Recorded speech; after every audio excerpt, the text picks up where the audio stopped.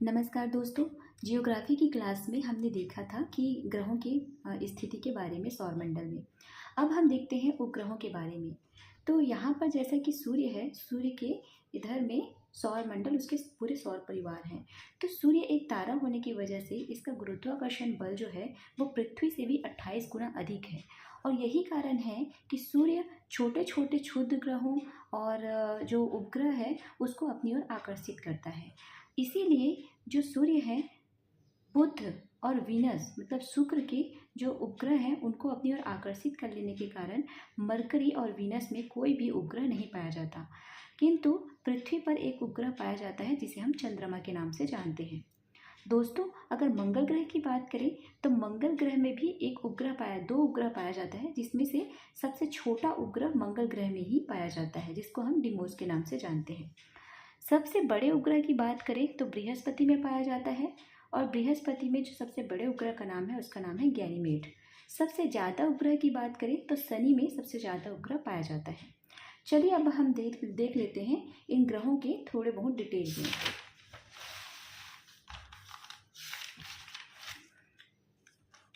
तो यहाँ पर हम सबसे पहले देखते हैं बुध ग्रह को। बुध ग्रह की बात करें तो बुध ग्रह सबसे तीव्रतम ग्रह है, निकटतम ग्रह है सूर्य का, और क्षुद्रतम ग्रह है मतलब छोटा ग्रह है।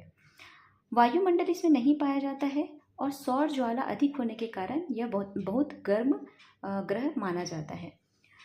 इसमें एक कोरोलिस बेसिन नामक एक गड्ढा पाया जाता है, क्योंकि क्या है, यहाँ पर वायुमंडल नहीं होने के कारण जो क्षुद्र ग्रह इस पर गिरते हैं वो एक बहुत बड़ा गहरा गड्ढे की निर्माण करते हैं। इसीलिए यहाँ पर कोरोलिस बेसिन एक गड्ढा पाया गया है, और इसका जो कलर है वो ग्रे कलर का है। तापमान इसका देखेंगे तो 420 सेंटीग्रेड से लेकर 180 सेंटीग्रेड के बीच इसका तापमान है। अब हम बात करते हैं शुक्र ग्रह की। तो जो शुक्र ग्रह है वो सबसे ज़्यादा गर्म ग्रह के नाम से जाना जाता है।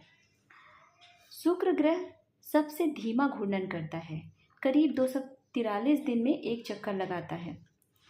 और इसकी विशेषता अगर हम देखें तो यह सबसे गर्म होने के कारण सबसे चमकीला ग्रह है, और इसीलिए इसे सर्वाधिक चमकीला ग्रह, सुंदरतम ग्रह, सुंदरता का देवता, पृथ्वी की जुड़वा बहन, सर्वाधिक गर्म ग्रह, प्रेशर कुकर, पृथ्वी का सहोदर या मौसी, सांझ, शाम या भोर का तारा, सौरमंडल की रानी या सौरमंडल की परी के नाम से जाना जाता है। शुक्र ग्रह में CO2 की अधिकता पाई जाती है, और इसकी जो दिशा है, शुक्र ग्रह जो सौरमंडल में दो ऐसे ग्रह हैं जो उल्टा परिक्रमा करते हैं, उल्टा घूर्णन करते हैं, जिसमें कि एक है शुक्र ग्रह और दूसरा आएगा अरुण ग्रह। तो ये शुक्र जो है वो पूर्व से पश्चिम की ओर परिक्रमा करती है। अब देखते हैं पृथ्वी के बारे में। तो पृथ्वी एक नीला ग्रह है, और ये जो परिक्रमा करती है वो पश्चिम से पूर्व परिक्रमा करती है। इसके घनत्व की बात करें तो 5.5 घनत्व है, जो कि सर्वाधिक घनत्व है। पूरे ग्रह में सर्वाधिक घनत्व पृथ्वी का है। और मंगल ग्रह की बात करें तो मंगल ग्रह को लाल ग्रह के नाम से जाना जाता है, क्योंकि यहाँ पे आयरन ऑक्साइड की मात्रा अधिक है, इसीलिए यह लाल कलर का दिखाई देता है। यहाँ पर सबसे इसकी एक चोटी है पर्वत की, उसका नाम है मिक्स ओलंपिया, जो कि 30,000 मीटर इसकी ऊंचाई है। यहाँ पर मंगल ग्रह में जीवन संभव है, और इसमें जो उपग्रह हैं, दो उपग्रह हैं, एक है फोबोस और दूसरा है डिमोस। जो फोबोस है वो उल्टा परिक्रमा करता है, और डिमोस जो है वो सबसे छोटा उपग्रह है, मतलब पूरे सौरमंडल में सबसे छोटा उपग्रह डिमोस है, जो कि मंगल ग्रह का उपग्रह है। बृहस्पति की बात करें तो बृहस्पति जो है वो सबसे बड़ा ग्रह है, साथ ही इसमें गुरुत्वाकर्षण की मात्रा अधिक होने के कारण ये जो क्षुद्र ग्रह है उसको अपनी ओर आकर्षित करते हैं, इसीलिए इनको वैक्यूम क्लीनर के नाम से भी जानते हैं, सर्वाधिक गुरुत्वाकर्षण वाला ग्रह भी कहते हैं। इसमें जो उपग्रह है उसमें कुल उपग्रह 79 है, लेकिन मान्यता केवल 16 को प्राप्त है, और सबसे बड़ा उपग्रह इसी में है जिसका नाम है गैनीमेड, जो कि पूरे सौरमंडल का सबसे बड़ा उपग्रह है। घूर्णन की बात करें तो शीघ्र इसकी जो घूर्णन गति है वो सबसे तेज है, करीब 9.5 घंटा में ये अपने घूर्णन कर लेता है।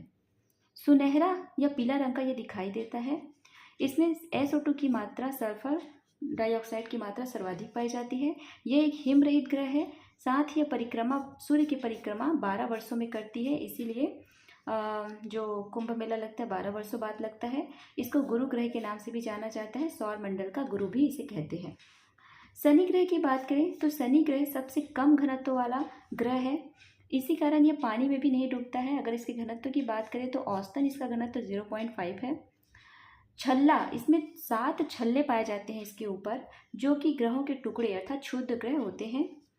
रिंग ट्रांजिशन, रिंग ट्रांसफर या रिंग क्रॉसिंग किसे कहते हैं?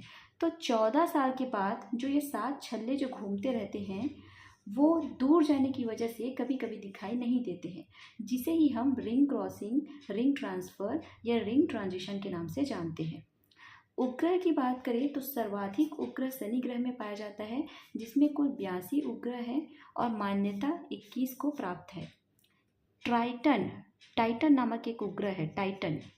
टाइटन नामक एक उपग्रह है जो कि शनि ग्रह का उपग्रह है, जो सबसे बड़ा उपग्रह है, जो आकाश गंगा टाइप का दिखाई देता है, क्योंकि आप इसकी आकृति देखेंगे तो ये ग्रह है और इसके ऊपर छल्ले घूम रहे हैं, इसीलिए एक आकाश गंगा टाइप की आकृति बनाते हैं, इसीलिए इसको आकाश गंगा जैसा ग्रह भी कहते हैं।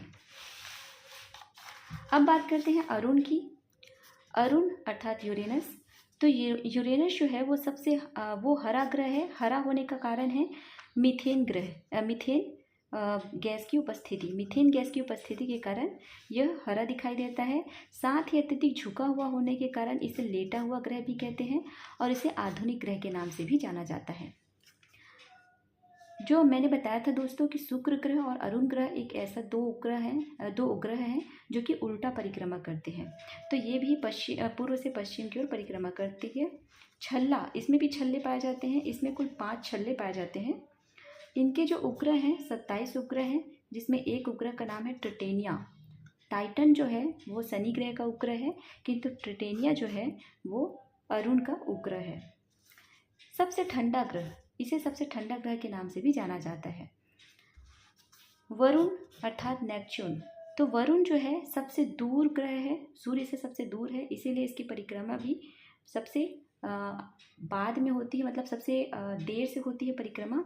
इसका रंग देखें तो यह हल्का हरा और नीले रंग का मिक्सचर है। उपग्रह की बात करें तो इसमें कुल 13 उपग्रह है।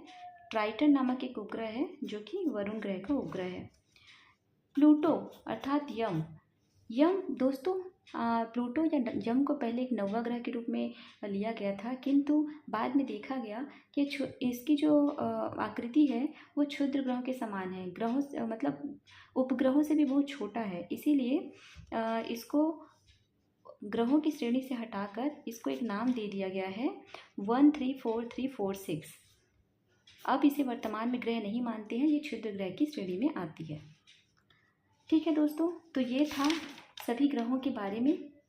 अगली क्लास में हम देखेंगे सूर्य ग्रहण और चंद्र ग्रहण कैसे होता है, साथ ही क्षुद्र ग्रहों की स्थिति के बारे में देखेंगे।